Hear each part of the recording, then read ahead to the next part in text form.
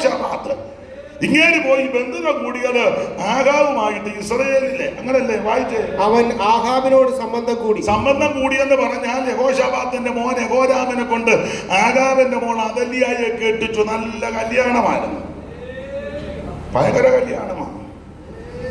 കാരണം രണ്ടും റോയൽ ഫാമിലിയാണ്. പക്ഷെ അവിടുത്തെ അമ്മാമ്മ അല്പ പേശക. ഏതാണ്?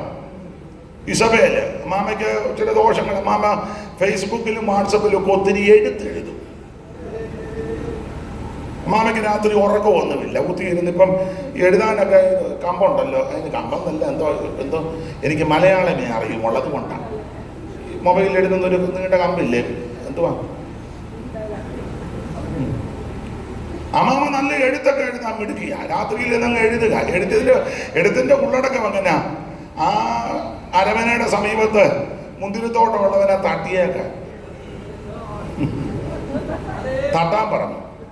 എന്നിട്ട് പറഞ്ഞു ഉപവാസ പ്രാർത്ഥന, ഫാസ്റ്റിംഗ് പ്രയർ വെക്കുമ്പം രണ്ടവന്മാരെ കാശ് കൊടുത്ത് ഇരുത്തിയേക്കണം.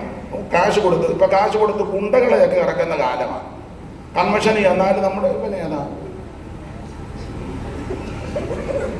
നിങ്ങൾക്കൊന്നും മനസ്സിലാകുന്നില്ല. പാവങ്ങളും പച്ചപ്പരമാർത്ഥികളെല്ലാം കൂടി ഇന്ന് രാത്രി ഇവിടെ കൂടിയല്ലോ.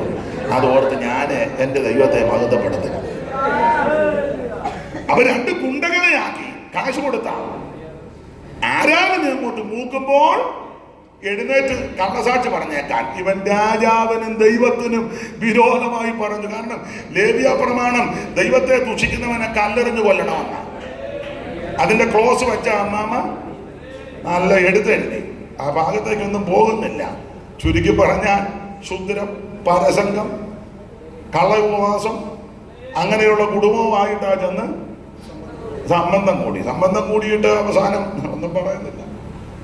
2-3 സംവത്സരം കഴിഞ്ഞപ്പം ബന്ധുക്കാരനെ കാണാൻ ചെന്നു. റോയൽ ഫാമിലി അല്ലേ, രാജാക്കന്മാരാ. അപ്പൊ പുള്ളി എന്നെ അടുത്ത് വായിച്ചേ.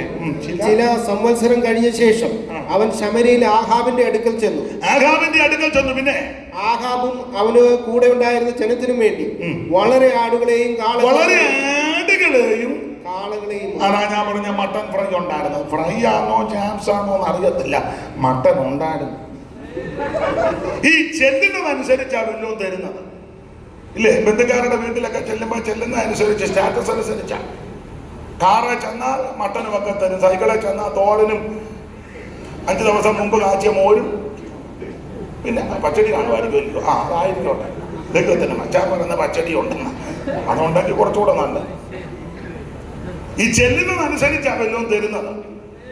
അല്ല, നമ്മുടെ ഇടയിലും ഉണ്ടല്ലോ. ഞാൻ തുറന്നു പറയാം, ഇച്ചിരി നമ്മൾ ഡ്രസ്സും ഒക്കെ നോക്കും, നല്ല വില കൂടിയ ഡ്രസ്സും പാൻറ്റും അല്ലെ സൂട്ടും കോട്ടും ഒക്കെ ഇട്ട് കഴിഞ്ഞാൽ നമ്മൾ അവരെ പ്രത്യേക കുറ്റമായിട്ടല്ല, പ്രത്യേക രീതി അവരെ നമ്മൾ ട്രീറ്റ് ചെയ്യും. ഒരു ഇംഗ്ലീഷ് ഇരിക്കട്ടെ, ട്രീറ്റ് ചെയ്ത് തെറ്റുന്നുണ്ടോ?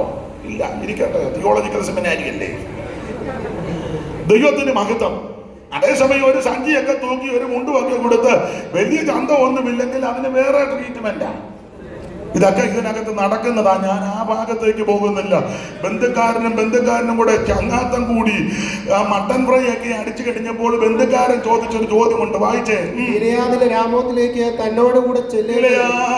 രാമോത്തിലേക്ക് ആഗാമിന്റെ കൂടെ യുദ്ധത്തിന് ചെല്ലുവാൻ ബന്ധുക്കാരനാകുന്ന യഹോശാഫാത്തിനോട് ആഗാമ് ചോദിച്ചപ്പോൾ യെരൂശലേമിലെ ബന്ധുക്കാരനാകുന്ന യഹോശാഫാത്ത് പറഞ്ഞ മറുപടി അടുത്തത്, ഇസ്രായേൽ രാജാവായ ആഹാബ് യഹൂദ രാജാവായ യഹോശാഫാത്തിനോട് നീ എന്നോട് ഗിലെയാദിലെ രാമോത്തിലേക്ക്